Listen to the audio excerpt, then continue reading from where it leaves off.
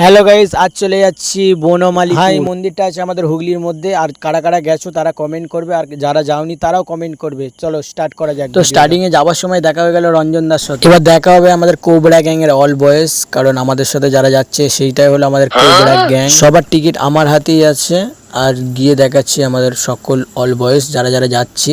হ্যাঁ, আমরা যাচ্ছি টোটাল 7 জন। দেখে নাও, সবাই হাই করে দিচ্ছে, ক্যামেরায় কে স্টাইল দিচ্ছে, লুক নতুন নতুন লুক হয়েছে, আমাদের লুক দিচ্ছে। ট্রেন প্রায় অনেক লেট ছিল, কারণ আগের ট্রেনটা আমরা মিস করেছি। এই বাবু তো আমাদের পুরুলিয়া গান শুনতে ব্যস্ত। তারপরে দেখো জয়দীপ আমাদের জলের বোতল দেখিয়ে দিল।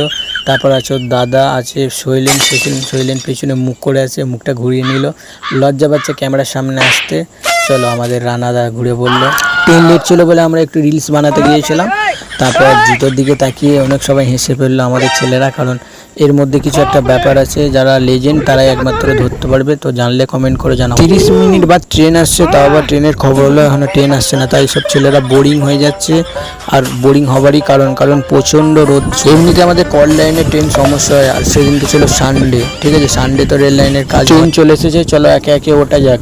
উঠে আমরা বাড়িপাড়াতে নেবে, বাড়িপাড়ার সাইকেল আছে আমাদের, সাইকেল করে আমরা যাব বনমালী। ট্রেনে উঠে আর ট্রেনের ভেতরে ভিডিও বানালাম না, কারণ ট্রেনে খুব ভিড় ছিল, একটু চাপাচাপি হচ্ছিল।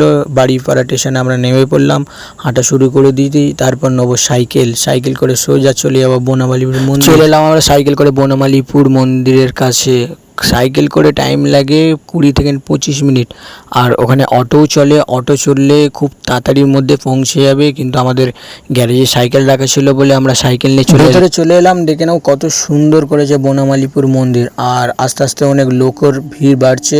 আর এখানে প্রচণ্ড ভিড় হয় বৃহস্পতিবার, কারণ বৃহস্পতিবারে এখানে পুজো হয়। পুজো হবার পর ভোগ খাওয়ানো হয়। তো এটা হলো প্রথম পার্ট। আমাদের দ্বিতীয় পার্ট খুব তাড়াতাড়ি চলে আসবে, তোমরা অপেক্ষা করতে থাকো।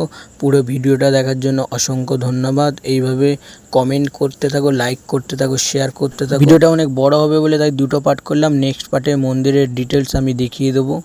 চলো, টাটা।